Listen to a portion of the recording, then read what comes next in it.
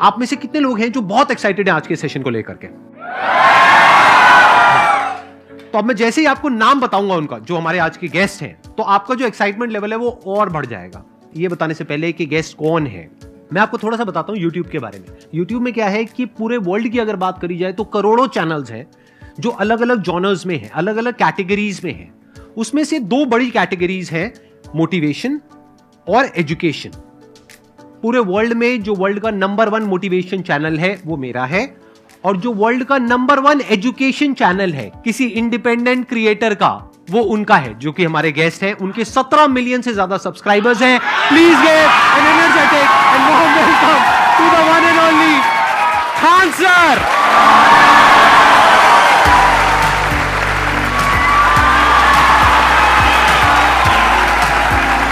क्या हाल चाल जी, कैसे हैं आप?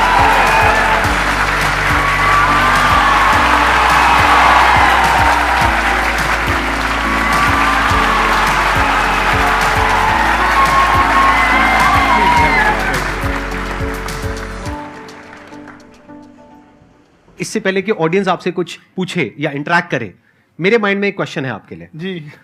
जो बच्चे हैं वो आपके इतने दीवाने क्यों हैं, इतने पागल क्यों हैं आपके पीछे? मतलब मेरे कमेंट सेक्शन में भरा पड़ा था, खान सर कब आएंगे, खान सर कब आएंगे। मतलब ऐसा क्या जादू कर दिया आपने बच्चों के ऊपर? ये सवाल हम आपसे भी पूछते हैं, हमारे पे भी इतना कमेंट आया, इतना मेरे तो ऑफिस में लोग चले आए कि सर कब जा रहे हैं। अच्छा। क्योंकि हम लोग का तो एग्जैक्ट है, वही पढ़ाना है। हाँ। तो देखिए, हम लोग का मेन है कि बच्चों को जो जरूरत रहती है कि अगर लड़का पढ़ने आ रहा है ना, उसके मन में कोई डाउट ना रह जाए। हम उसको कहते हैं कि हम तुम्हें पढ़ा रहे हैं, दम है तो भूल के दिखाओ, याद करके नहीं।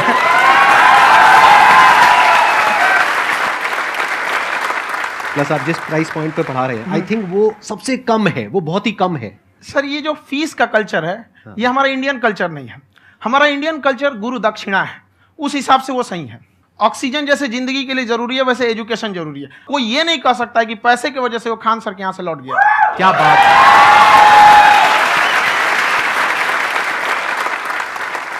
मैंने देखा कि आपका ये जो चैनल है कि ये पिछले 3 साल के अंदर अंदर ही ग्रो किया है। हमको जब चैनल शुरू हुआ तो एक दिन में हम 4-5 वीडियो बनाए। एक हमको कुछ आता, आज भी नहीं आता इतना, तो हम देख के कैमरा उमरा तो हम कंफ्यूज हो गए, बाप रे। तो हम एक ही दिन में वीडियो शूट किया, पढ़ाने वाला टॉपिक था हमको। उसके बाद कभी वीडियो ही नहीं, 6-7 वीडियो एक ही बार शूट कर लिए। और एक जो थे जिनका कैमरा वगैरह था, मेरे पास कैमरे भी नहीं थे उस टाइम, और कैमरा 35,000 का था, तो 6 महीना इसी में लग गया। जो 35,000 इसी में फंस जाएगा। तो उनके कैमरे से शूट किए, उन्होंने कोई चार्ज लिया, उसके बाद हम छोड़ ही दिए। लॉकडाउन लगा, तब हम कहें आप कैसे पढ़ाएंगे, हो तो 1 दिन 2 दिन करते करते अचानक लंबा हो गया। तब हमको याद आया कि ओहो, मेरा एक चैनल भी है वहाँ पे। तो उस समय उस पर लगभग 30,000 सब्सक्राइबर हो चुके थे। तो जैसे लॉकडाउन लगा तो उस पर पढ़ाना चालू किया, और पता नहीं क्या लोगों को पढ़ाई में इतना इंटरेस्ट आ गया कि आपका स्टाइल ऐसा है थोड़ा सा। आप आई थिंक पढ़ाई के साथ साथ में जो बीच बीच में आप थोड़ा बहुत छोड़ते रहते हैं ना, मतलब जो एंटरटेनमेंट चलता रहता है। ये बात हम देखिए, जब हम गुलाम थे ना, तो अंग्रेजों ने एक चाल चला था कि भारत को हम फिजिकली गुलाम रखेंगे 100-200 साल, मेंटली 1000 साल कर देंगे। उन्होंने पढ़ाई का मॉडल चेंज कर दिया। उन्होंने ऐसा डिजाइन किया कि ये टीचर की रिस्पॉन्सिबिलिटी है, वो पढ़ा के चला जाए। टीचर की रिस्पॉन्सिबिलिटी यहाँ खत्म नहीं हो जाती। पढ़ाना तो कोई भी पढ़ा सकता है, टीचर की इससे बड़ी रिस्पॉन्सिबिलिटी होती है उसे समझाना। वो समझा कि नहीं समझा। अगर लड़का आपके समझाने के बाद डाउट रह गया तो ये आपकी गलती है। लड़का हमसे पूछता है, सर इतनी भीड़ है आपके पास, तो कहते सर डाउट कैसे पूछेंगे? हम कह रहे यार, तुम्हारा डाउट बचेगा तब ना पूछेगा तुम डाउट यहाँ पे।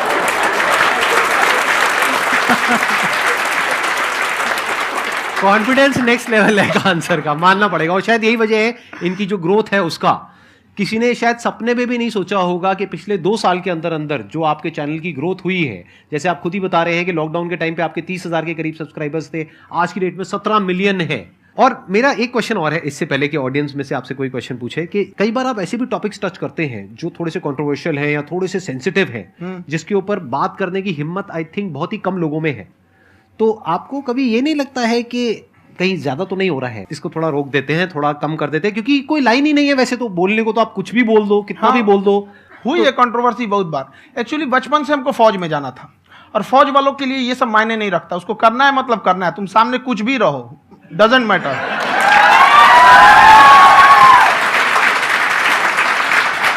और मैंने YouTube पे देखा कुछ वीडियोस में कि आपका जो इंस्टीट्यूट है वहां पर आज से कुछ साल पहले कुछ बम गिरे थे। हाँ, कुछ गिरे थे, कुछ तो बहुत सॉलिड जगह गिरा था, फटा नहीं वो। मतलब आपके आसपास। हाँ, बम को भी पता है कि टीचर की इज्जत किया जाता है। क्या बात है, क्या बात है। मैं समझ पा रहा हूं कि ये आपके अंदर जो एटीट्यूड है ये कहां से आ रहा है, क्योंकि आप बचपन से ही फौज में जाना चाहते थे, तो आप जंग के मैदान में ही खड़े हैं एक तरीके से। बस फर्क ये है कि आपके हाथ में कलम है, हथियार ना हो करके। हथियार से एक आदमी की जान जा सकती है, हाँ। कलम से बहुत ताकत होता है। शिक्षा एक ऐसा हथियार है ना, हर कुरीतियों से लड़ सकता है, हर तरह की समस्याओं से। और ये एक ऐसा हथियार है, मेटल डिटेक्टर में भी नहीं पकड़ाता है।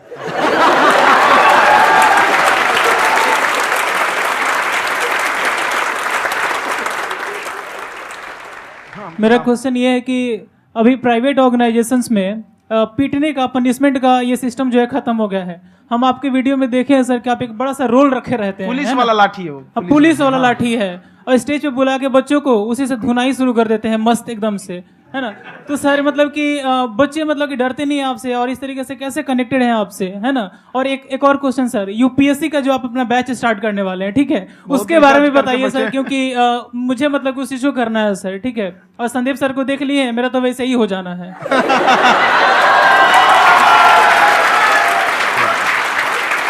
क्या हो जाना है? मेरा पूरा कंप्लीट करो।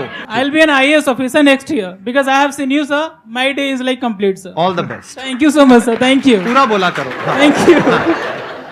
देखिए, लड़कों को जहां तक पीटने की बात है, जब पढ़ाने की बात आएगी तो उसको हम पूरे बेहतरीन ढंग से पढ़ाएंगे। लेकिन जब सजा देने की बात आएगी ना, तो वो भी बेहतरीन ढंग से होगा। ऐसा थोड़ी होगा कि बस एक ही चीज बेहतरीन ढंग से होगा। और डर का होना बहुत जरूरी है। ये डर भी अपने आप में एक मोटिवेशन है, क्योंकि जब आपके अंदर एक थोड़ा सा डर रहे ना, तो डर के भागिए मत। एक ऐसा डर जिसको आप लगे कि नहीं नहीं थोड़ा सा और करने की जरूरत है, फिर तो ये हम इसको क्रॉस कर जाएंगे यहाँ पर। तो लड़कों के अंदर ये डर बनाना भी जरूरी रहता है। और रही बात यूपीएससी वाले की, जो आपने बोला, बहुत सारे लड़के वेट कर रहे हैं यूपीएससी की, क्योंकि 2-2.5 लाख फीस सारे लोग एफोर्ड नहीं कर सकते। और हमारा वही रहता है, हम तो ज्यादातर हमारे स्टूडेंट देखेंगे तो किसी के रिक्शा वाला, सब्जी वाला, यही लोग, इनको तो 2.5 लाख रुपया, इनके पास पूरी संपत्ति नहीं होती है, फीस कहाँ से भरेंगे वहां पे, उसके बाद रहेंगे कहाँ से। तो ऑल ओवर इंडिया से, कश्मीर से कन्याकुमारी तक, गरीब से गरीब भी लड़का उसको पढ़ सकता है। यही कुछ 1000 रुपये मंथली, 12-14 हजार साल का पड़ेगा, खत्म हो जाएगा इतना में।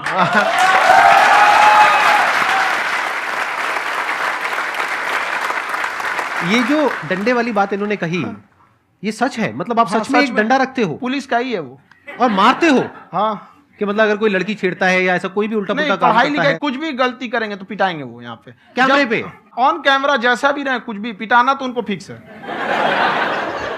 एक तो कोई मतलब विधायक जी थे, उनके लड़का को पीट दिए, तो चला है दल बल लेके अपना वहां पे। उसने घर पे नहीं बताया था कि सर ने पीटा है, बस बोल दिया कोचिंग में पीटा है। बाद में पता चला हम पीटे हैं, तो उसके पिताजी मेरे सामने और पीटे।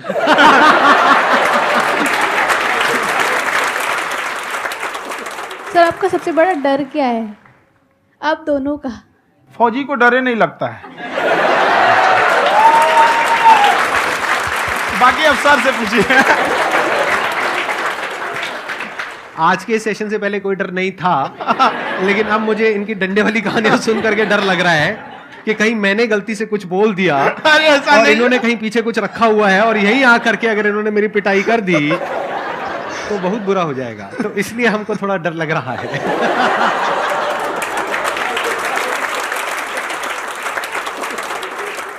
आपकी डेली कितने घंटे क्लासेस होती हैं? 6-7 घंटे। अभी भी खुद ही करते हो आप? हाँ, खुद ही हमारे classes स्टाफ करते हो? परेशान रहते हैं। हम 1:30-2 बजे सोते हैं, सुबह 6 बजे उठ जाते हैं, परेशान रहते हैं। यार इतना क्यों करते हो, है ना? कभी तो उनको भी साथ साथ लगना पड़ता है ना? उनको साथ साथ लगना पड़ता है। हम जग गए तो कोई सोया थोड़ी रहेगा, परेशान रहते, दिन में सोते ही नहीं है बेचारा, कहीं कहीं जाके सोते रहता है। तो हम सीट बांध दिए कि भाई तुम इस समय सो जाना, तुम इधर सो जाना। आपकी शादी हो गई या नहीं हुई अभी? मेरी खुशहाली देख के आप आइडिया लगा सकते हैं।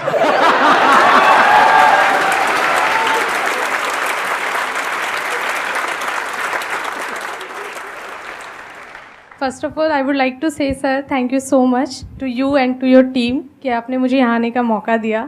एंड सर अब तक मैंने आपको सिर्फ फ़ोन या लैपटॉप में ही देखा है दोनों को, आज फर्स्ट टाइम लाइव देख रही हूँ तो बहुत अच्छा लग रहा है। तो मेरा क्वेश्चन ये है सर आपसे, जब हम लाइफ में कोई डिसीज़न लेते हैं कि हमें ये पर्टिकुलर चीज़ करनी है, और क्योंकि हम डिसीजन लेते हैं तो हमारी आदत है कि पहले हम 4 लोगों से पूछते हैं कि तू बता तेरी क्या राय है, तू बता तेरी क्या राय है। तो उनमें से अगर कोई हमें कह देता है कि ये बेकार डिसीजन है मत कर, तो हमारा माइंड कहीं ना कहीं डाइवर्ट होने लगता है और उसकी वजह से हम अपना डिसीजन चेंज कर देते हैं। तो मेरा क्वेश्चन ये है कि कैसे हम अपने डिसीजन पे स्टिक रहे, कैसे हम जो दूसरे के ओपिनियन है उनको अफेक्ट ना होने दें अपने ऊपर। दूसरे से सलाह लेने से पहले एक बार खुद उस पर रिसर्च कर लेना चाहिए, ताकि आप सामने वाला क्या सलाह दे रहा है आपको समझ में आना चाहिए। यहाँ पर ऐसा नहीं है कि कई बार ऐसे होते हैं कि दूसरे वाले को एक्सपीरियंस होता है, तो अगर आपको पहले से आइडिया है, उसके बारे में आप बेहतरीन ढंग से रिसर्च किए हैं कि क्या इसमें प्लस पॉइंट है क्या निगेटिव है, उसके बाद आप किसी से सलाह लेने जाइए। ये नहीं कि मन में आया सीधा बता गड़बड़ा जाएगा। तो वहाँ पे पहले आपको R&D करना पड़ता है, समझ में आया कि नहीं। और जिंदगी हो या गाड़ी, जीतेगा वही जो टाइम पे गियर चेंज कर रहा है।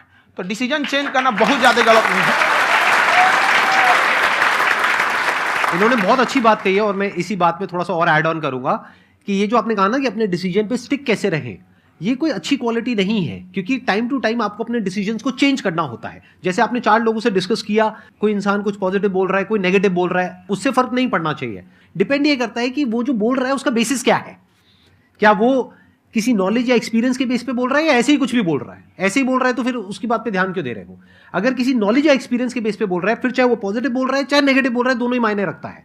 उसके बाद में रिसर्च करनी है और फिर रिसर्च करने के बाद में फाइनल डिसीजन अपना खुद का होना चाहिए। अब वो डिसीजन उससे अलग भी हो सकता है जो आपने पहले लिया था, और वो सेम भी हो सकता है।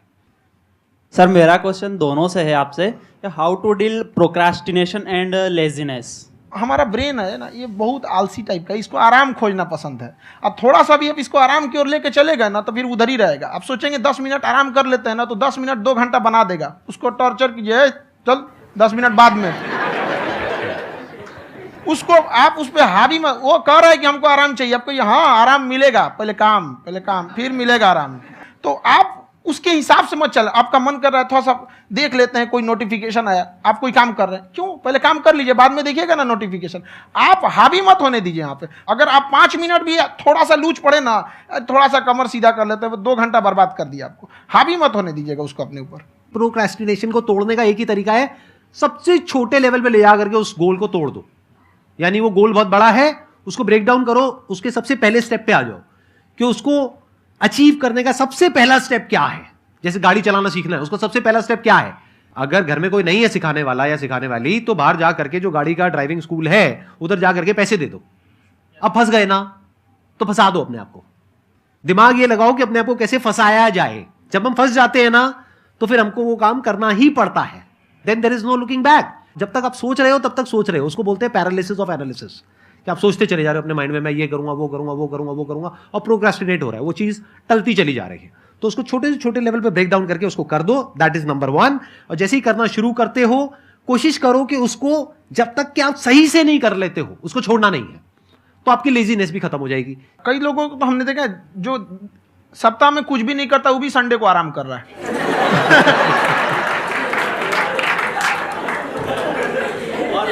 वैसे कहा भी जाता है कि अगर कोई काम आपको करवाना है ना तो ऐसे किसी इंसान को दो जो बिजी है। हाँ। ऐसे आदमी को मत दो जो खाली है। ये परफेक्ट एग्जाम। किसी को भी आप देखिएगा जिसको आप कहते हैं कि मतलब थोड़ा ठीक ठाक आप समझते हैं कि नहीं ये बहुत आगे निकल, वो एक काम को खत्म करने के बाद कभी आराम नहीं करेगा। एक काम खत्म हुआ उसको लगेगा हाँ एक खत्म हो गया, अब दूसरा करना चाहिए। और वही जिसको देखिएगा एक खत्म हो गया और आराम करना चाहिए, कभी नहीं, लाइफ में आखिरी सांस तक। सर यहाँ पे सब हिंदी में पूछते हैं, इंग्लिश में पूछते हैं, मैं भोजपुरी में पूछूं? जौन भाषा ठीक लगे तोने में पूछ दो। हाँ सर।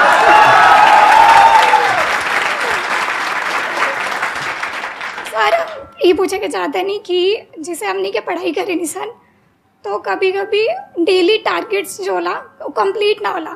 अगर टारगेट्स कंप्लीट भी होला तो फिर ऐसा इरिटेशन या फिर वो एंजाइटी या फिर कि और करना है या फिर अभी नहीं हुआ, वो चीज़ हमेशा रहेला। तो वो कम कैसे करल जाए? देखिए टारगेट्स को ना हम लोग को एक अपने हिसाब से पहले फिट करना चाहिए। ऐसा नहीं कि दूसरे किसी इंसान को देख के हम टारगेट फिट कर ले। कोई लड़का 8 घंटा पढ़ रहा है, कोई पहली बार अभी पढ़ना ही चालू किया, उसको देख के 8 घंटा पढ़ेगा तो पढ़ाई छोड़ देगा। तो आप अपनी क्षमता के हिसाब से देखिए कि आप कितना पढ़ सकते हैं। अगर आपने एक घंटे को बना लिया कि हम 1 घंटा पढ़ सकते हैं, अगले 1 हफ्ते तक उसको सस्टेन रखिए। जिम में कैसे करते हैं लोग, पहले दिन उठा लीजिएगा 1 कुंटल तो हार्ट अटैक हो जाएगा। तो वो धीरे धीरे टारगेट सेट कीजिए और अपनी क्षमता को भी देखिए। हर इंसान की क्षमता अलग है। कंगारू को देख के हाथी छलांग मारेगा, पैर तोड़ के बैठ जाएगा।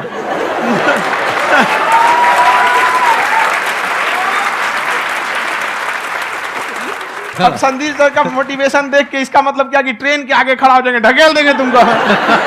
हालांकि ऐसा कर देते हैं, लेकिन ऐसा करिएगा लोग नहीं, क्षमता पता होना चाहिए।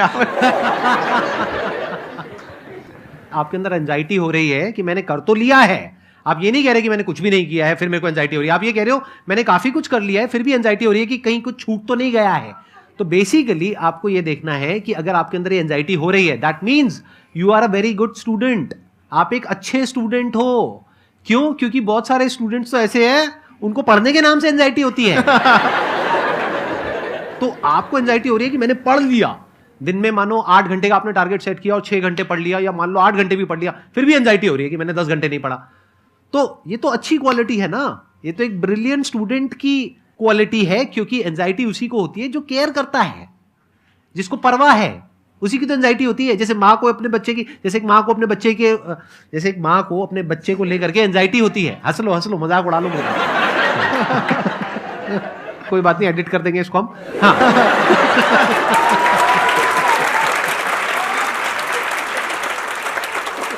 जैसे एक माँ है, उसको अपने बच्चे को लेकर के एंजाइटी होती है, थोड़ी सी भी तबीयत खराब हो जाए उसको एंजाइटी होती है, चाहे बच्चा ठीक भी है, डॉक्टर को नहीं होती है। क्यों? क्योंकि माँ को उस बच्चे से प्यार है। तो दैट मीन्स कि आप अपनी पढ़ाई को लेकर के सीरियस हो, इस वजह से आपके अंदर एंजाइटी हो रही है, विच इज नॉर्मल। जहां पर प्यार मोहब्बत होती है वहां पर थोड़ी बहुत एंजाइटी तो होती ही है ना। समझ रहे हो ना मैं क्या कहना चाह रहा हूं? आप लोग समझ रहे हो ना मैं कहां जा रहा हूं? जब वो किसी और से बात करती है तो एंजाइटी होती है ना।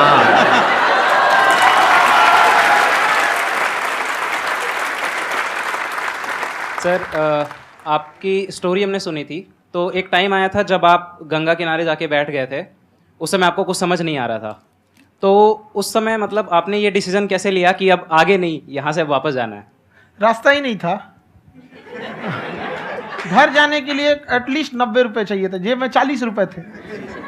कैसे घर जाते हैं? और हम गंगा के किनारे चुपचाप बैठे बैठे हम कहें कि अब बहुत टेंशन हो गया, अब घर जाना चाहिए। रूम पे, तो किराए के रूम पे ही आदमी सारे लोग रहते।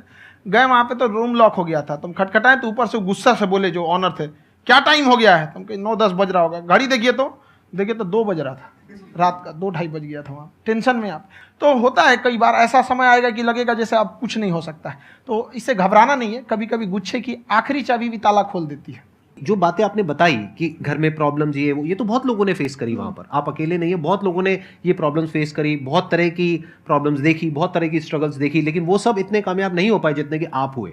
तो आपके अंदर ऐसा कुछ ना कुछ है जो औरों के अंदर नहीं है। तो वो मैं जानना चाह रहा हूं कि वो ऐसा क्या था जहां से कि आपका दिमाग यहां तक सोच पा रहा है कि मैं पूरे इंडिया में इतने बड़े लेवल का चेंज लेकर के आ सकता हूं, एजुकेशन फील्ड में रेवोल्यूशन लेकर के आ सकता हूं।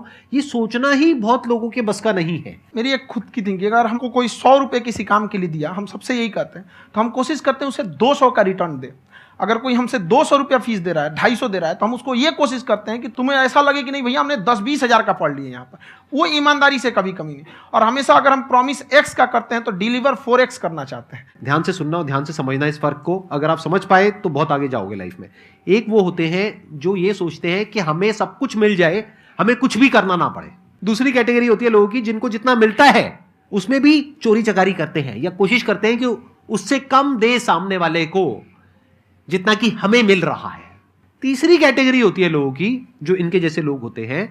वो क्या करते हैं? वो ये सोचते हैं कि अगर मैंने किसी से 1 रुपए भी लिया, देखा जाए तो 200-250 रुपए कुछ भी नहीं होता है, 200-250 रुपए अगर मैंने लिया तो कैसे उसको 400 रुपए की वैल्यू दूं। ये जो थिंकिंग है ना, यही एक फर्क होता है एक ऐसे इंसान में जो बहुत आगे निकल जाता है और उस इंसान में जो मीडियोकर रह जाता है।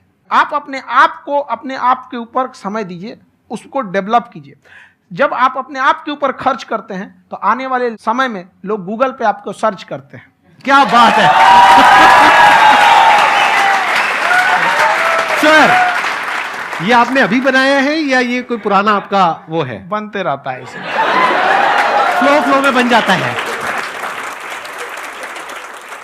आपके अंदर ना सर एक कवि छुपा हुआ है कहीं ना कहीं जो बाहर आना चाहता है। कभी ना कभी आपने सोचा होगा कुछ?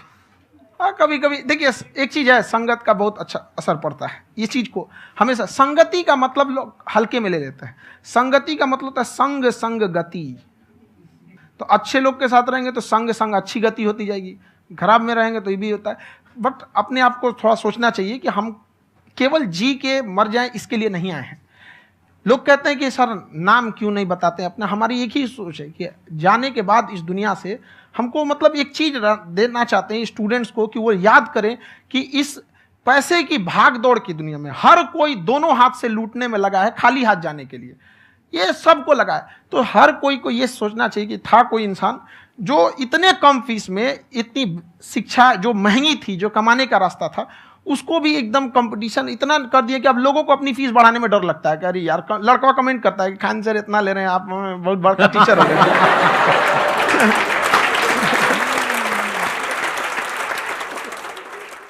खान सर की एक क्लिप है, ये समय और समझदारी में बहुत फ़र्क होता है। अगर समय रहते समझदारी आ गई तो इंसान कामयाब हो गया, लेकिन अगर समय चला गया फिर समझदारी आई फिर तो बेकार है। तो सर मतलब कुछ आपको ऐसी चीज़ लाना चाहिए जो मतलब बच्चों जो तैयार हो रहे हैं उनको ये चीज़ें मतलब एंड टाइम पे दिखे।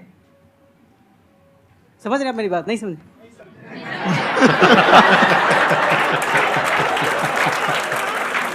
यही होता है सर, सर का मोटिवेशन ज्यादा हो जाता है। जब आप स्ट्रगलिंग फेज में हैं तो कम से कम चीजों को अपने ऊपर खर्च कीजिए, ज्यादा से ज्यादा सीखने में खर्च कीजिए। अगर आपको राजा बनने का शौक है तो गुलाम की तरह मेहनत करना सीखिए, तब राजा बनेंगे।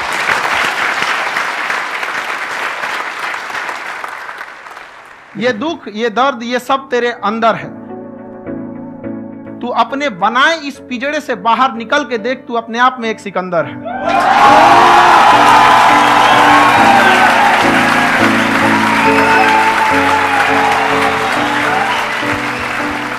Thank you so much sir for coming. बहुत मजा आया मेरे को आपके साथ में इंटरेक्ट करके। आई एम श्योर आप लोगों को भी बहुत मजा आया होगा।